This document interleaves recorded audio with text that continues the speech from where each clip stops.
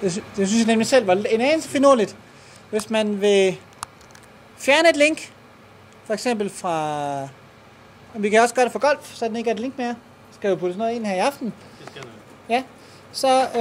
Så skal man faktisk, for at fjerne linket, skal man klikke på indsæt link. Og så skal man slette det. Sådan her. Så man sletter det link, der står derinde, og klikker OK. Okay. Så forsvinder linket. Ja. Så det er sådan lidt omvendt, fordi man klikker indsæt link for at fjerne det igen. Men det er sådan, hvis man gør det. Det var så nemt, så det var mærkeligt.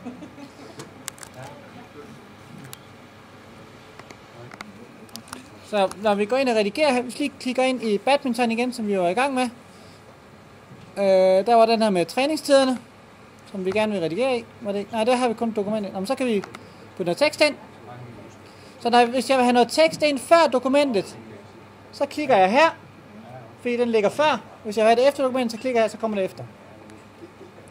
Noget, som jeg ikke har vist jer, er, at man kan også klikke et zonelayout. Det betyder, at man kan have to ting ved siden af hinanden. Jeg sad lige og tænkte på det her med både med damer og med herrer og ja. Ja. Man kan sagtens have det, men det er det, hvis man vil have søjler af ting på den samme side. Og det har vi for eksempel, hvis træningstiderne i gymnastik er lavet på den måde. Det er to søjler af tekst. Men hvis vi lige skal sætte noget tekst ind her. Sådan.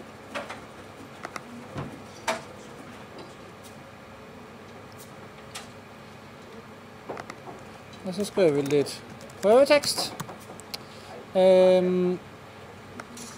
Og nu gør jeg så det, fordi den vil helst skrive det med nogle bogstaver, som jeg synes er lidt for små. Og lige meget hvad man vælger, synes jeg, så bliver den ved med at hoppe tilbage til, at bogstaverne er lidt for små. Det jeg plejer at gøre, det er, at jeg skriver teksten først, og så bagefter så bruger jeg musen til at vælge hele teksten med. Og så klikker jeg herop i style og klikker på 3. Sådan. Så får det hele en passende størrelse. Selvfølgelig, hvis man har overskrifter, så skal man jo ikke give dem... Hvis nu vi vil have en overskrift før, så kan man jo gøre den lidt større. Så overskrift. Den vil man måske gerne have større. Den kan man så gøre til en H2 eller en H1. Nu kan vi lige prøve at glemme og gemme det. Se om det virker. Klik OK for at gemme, så gemmer vi. Sådan. Og så står det her. Med en passende størrelse bogstaver. Links og også nogle ting, den selv skriver, det er små bogstaver. I den der størrelse er lidt mindre. Men jeg synes, det ser okay ud. De har alligevel også streg under. Det ser sådan lidt anderledes ud. Så det er ikke sådan, altså vi har ikke sådan fuldstændig kontrol over at kan gøre det helt perfekt, men til gengæld så er det ret let at sidde og pille med. Så det er sådan en passende balance, synes jeg. Og vi pauser det igen. Det er jeg godt klar over. Ja. Det var bare lige, hvad jeg lige kunne finde. Jeg vil gerne lige vise jer her. Så hvis vi klikker sideindstillinger her, under siden, der kan man sådan lave lidt ting herinde. Nej, nu skal vi lige passe på. Nej, tabbilledet her. Nej, man kan faktisk godt skifte farverne. På siden. Nej, det har jeg ikke prøvet at gøre. Ja. Nej, så der er mange ting, man kan gøre herinde. Så skal vi i hvert fald bestemme os til, at vi over det hele vil have nogle andre farver. Hvis der vil jeg mene. Topbilledet. Det er den, der er i toppen her. Der kan man klikke top animation. Og der er så den animation, vi har liggende. Som der har 8 billeder, som bare var nogle, jeg fandt. Og der kan man så klikke, at man vil bruge den her. Eller man kan klikke, at man vil have den på alle sider. Det er det, som der er ret, at man bare kan klikke det en gang imellem. Men ellers, hvis man bare vil have det på sin egen, så kan man klikke vælg animation. Og så vente et øjeblik. Og så er den på oppe i toppen.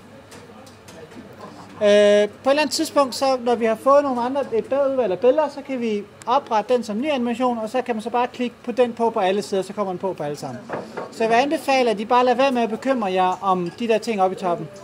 Hvis I vil have dem på for at tage pænt ud, så put noget på.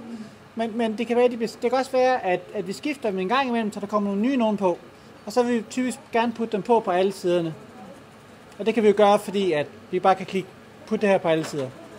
Så kan vi udskifte spillerne, sådan, så det ikke behøver at være det samme om 10 år stadigvæk. Er det den der rækkefølge, vi skal have på, som er for gymnastik, eller er det noget, vi skal flytte rundt på? Jamen, jeg vil udenbart foreslå det den, fordi at, men det kan vi sagtens snakke om. Det er fordi, at forsiden er jo sådan det første.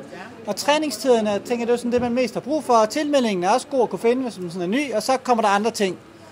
Udvalg og galleri.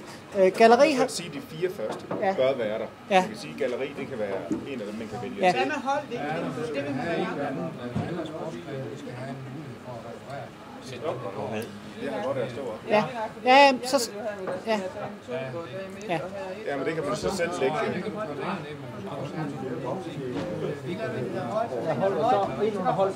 det kan du lægge ind som et link. Galleri, lige bare på galleri. Ja. Det er godt. Det vil være mere rigtigt at gøre. Ja. Det vil være Ja, okay. perfekt. Ja. Så får du bare sådan en... Ja. Jeg skal lige sige, jeg ved ikke om, lige præcis i eftermiddag har det opført sig en anelse mærkeligt, og der er kommet nogle fejl en gang imellem, mens jeg klikker rundt i det. Ellers så har det, jeg har ikke set noget på noget som helst tidspunkt. Jeg ved ikke om, jeg ved ikke, hvad der foregår. Så hvis nu der er en lille risiko, men det jeg ville vise jer, det var hvordan vi, altså billeder kan man have liggende derinde på 2 forskellige måder. Nej, okay. Det er det her, nu ser I fejlen her. Det er den fejl, der har været her i eftermiddag. Og som... Den er typisk været et halvt minut, og så det er ikke noget, I skal bekymre jer om. Det er bare noget, der sker stemt.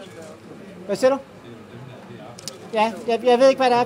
Men selvom de har opdateret før, så er der heller ikke... Jeg ved simpelthen ikke, hvad det er. Det skal I ikke bekymre jer om, andet end at trykke tilbage, og så vente lidt.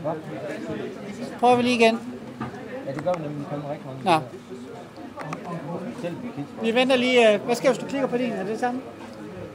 Hvor vil du... Bare klik på en eller anden side. Ja. Og så redigere for eksempel. Ja, det er samme. Ja, nu. Ja. Laver en af dem, hvor vi tager det. Okay, den skal lige have et minut eller 2 til, før den ligger igen. Selvfølgelig kigge. Skal du slet ikke have nogen selv?